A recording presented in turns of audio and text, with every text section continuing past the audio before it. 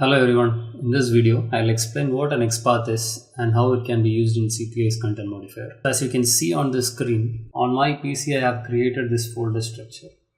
Inside the D drive I've created a folder called bookstore, and within that folder I've created 3 other folders for different categories of books: cooking, children and webbooks. So inside the cooking folder I have one book titled Everyday Italian. And inside the children's book folder, I have the Harry Potter book by J.K. Rowling. And inside the web book folder, I have 2 books, Learning XML and Xquery Kickstart. So in order for me to access the different folders and the books inside the different folders, I can make use of these syntaxes.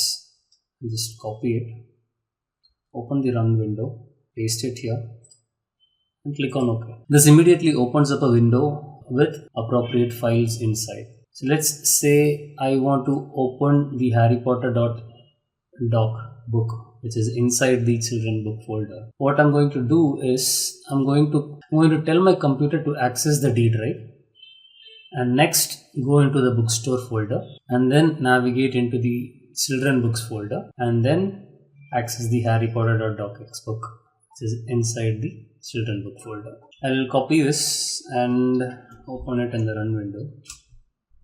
It immediately accesses the Harry Potter book, which is inside the folder. Now let's quickly have a look at the XML structure to the right side. You can see that the XML structure on the right side is exactly a replica of the folder structure on the left. You have a bookstore tag within which you have cooking category book, children category book tag, and web category book tags.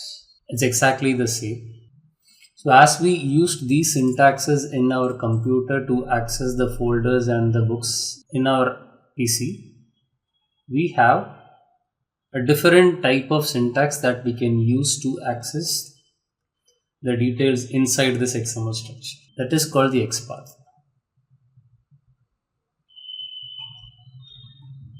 So on the right side you can see different Xpath syntaxes that are capable of performing different functions on this XML structure. The first one helps you access the first book inside the bookstore, that is details of the book Everyday Italian. The next syntax helps us access the last book inside the bookstore, that is Learning XML. The third syntax helps us access books of price that are greater than 35. And the last one helps us get the title of the books with price greater than 35. The third one will give us all the details of the book with price greater than 35, and the last one gives us just the title of the books with price greater than 35. Now let's jump into CPI and see how we can fit all this inside a content modifier. We'll use the integration process that we have used in our previous exercises, but we'll make use of just the second content modifier here. Go to Exchange property.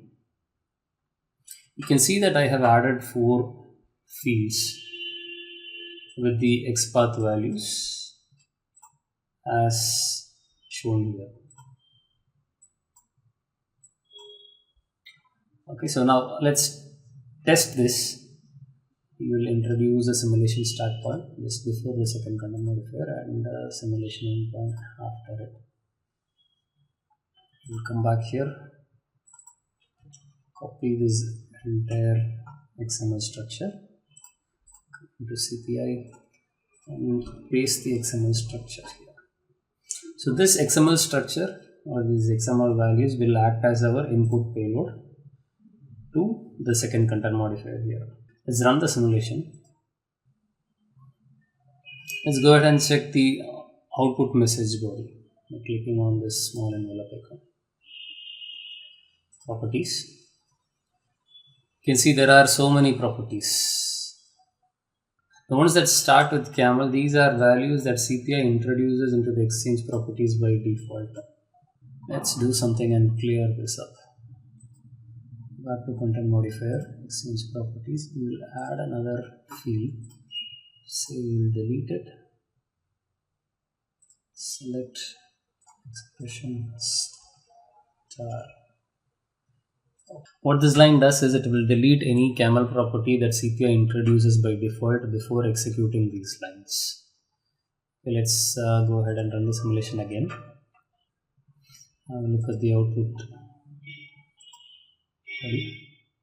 You can see most of the camel items are cleared. We have just one. So the camel message history field is something that I'm unable to delete. Even though I've tried a couple of methods. So if you guys know how to delete this, do drop the details in the comment section. I'm sure it will be helpful to someone. And if I find out how to do this before you guys, I'll introduce the information in an upcoming video. Let's look into the values that Xpath has extracted from the XML structure. So details of the last book in bookstore. So this is our XML structure, and you can see the book is of type Web Learning XML by Eric T, introduced in 2003, 39.95. So yes, everything is here. The name of the book, the name of the author, when it was published, and the price. And the next field is titles of books above 35. You can see X query kickstart. Come back here and see. Yes, we have the first book, X query kickstart, and its price is above 35. Yes, and it has a couple of authors and the year it was published. So all these details will be brought in this field, details of books above 35. So it brings in the name, X query kickstart, with all the authors, year it was published, and the price. And you also have the details of the first book in the bookstore, the name of the book, the name of the author, the year it was published, and the price. All these details are brought in by the Xpath, scanning through the XML structure. So if you have noticed this very keenly, the titles of books above 35, it has one title, X query kickstart. But you can clearly see that the details of the last book in bookstore, Learning XML, costs 39.95. It's obviously greater than 35, but it is not displayed here along with the other book, X query kickstart. The reason is, unfortunately, CPI scans the nodes one by one, and it displays the first node. Unfortunately, it does not go ahead and look if there are other nodes satisfying the same condition. So this is how CPI works at the moment.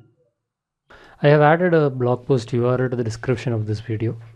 The blog post tackles this issue with the help of Groovy scripts. If you would like to dive deeper into the specifics of Xpath, I have added a couple of other links which you may use to further your knowledge in Xpath. I hope you have learned something useful from this video. I'll see you guys in another video. Bye.